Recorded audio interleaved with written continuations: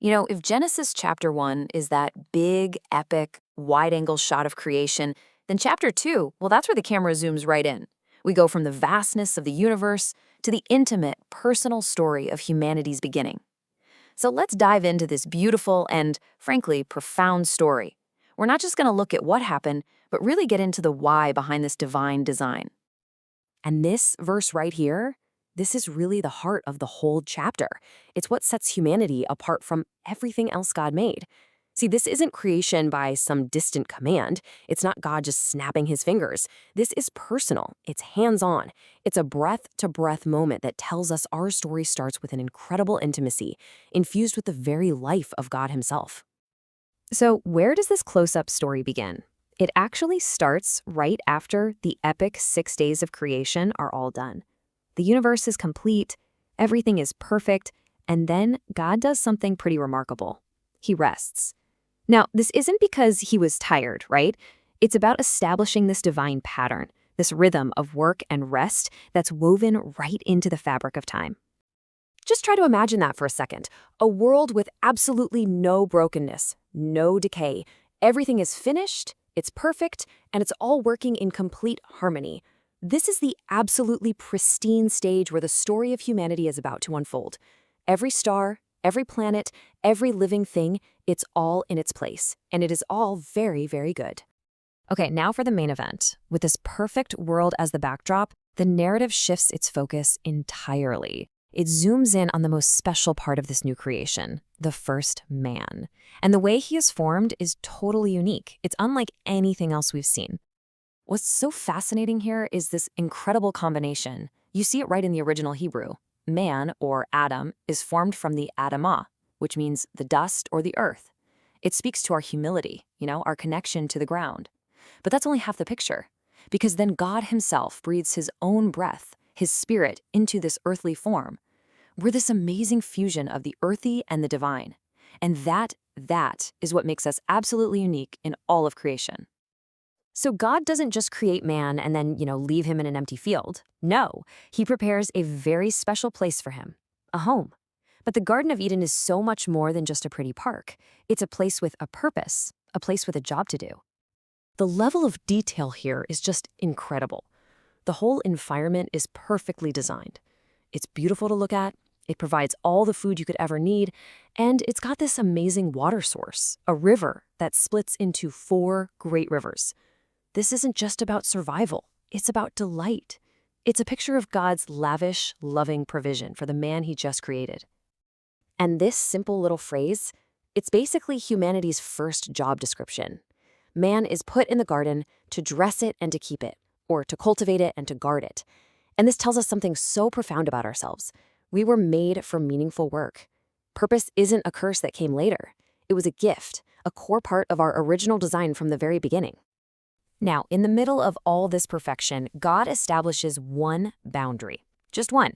There are these 2 special trees. Access to the tree of life is totally open. It symbolizes this ongoing relationship and life with God. But the tree of the knowledge of good and evil is off limits. And the crucial point here is that this one rule isn't about some arbitrary restriction. It's the framework for a loving relationship, a relationship built on trust and free will.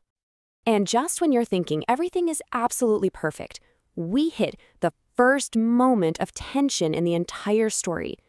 God looks over everything he's made, including the man in this perfect garden, and for the very first time in the whole creation account, he says something is not good. I mean, that is a stunning declaration. Think about it. The man has a perfect home, a clear purpose, and direct communion with God himself. And yet, he's incomplete. This just underscores a fundamental truth about how we're designed. We are made for relationship. We are made for companionship. Solitude, even in this perfect state, is seen as a problem that needs to be solved.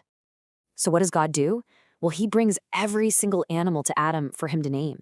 And this is so much more than a biology lesson, As Adam methodically goes through all of creation, the lions, the eagles, everything, he sees they have mates. But he comes to this profound realization himself: there's no one like me. No other creature corresponds to me. This whole process just cements his own uniqueness and, I think, deepens his own sense of being alone. And now we get to the climax of the chapter. With the need for a partner so clearly established, God performs another act of special, intimate creation. This is the beautiful, powerful solution to the one thing that was not good.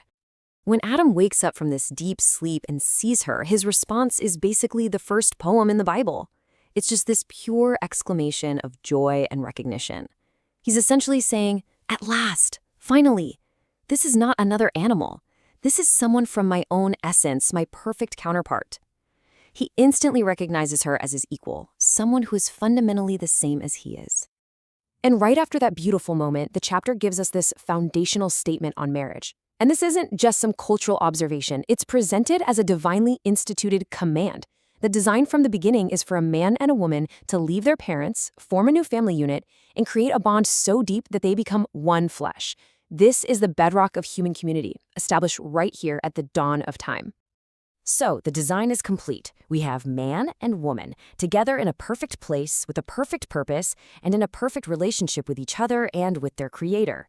The chapter closes with this one last, really poignant snapshot of this original perfect state. You know, this is about so much more than just being comfortable without clothes. This describes a state of complete innocence, complete transparency. There was no guilt, no fear, no insecurity, absolutely no reason to hide anything from each other or from God. It was a relationship of absolute trust and vulnerability, a harmony that, honestly, I think we've all been longing for ever since. And that really leaves us with a final thought to ponder, doesn't it? This ancient story paints a picture of a world completely without shame, a state of being totally known and yet totally accepted. What would that even feel like? It's a question that connects this story from the very dawn of time to the absolute deepest longings of the human heart today.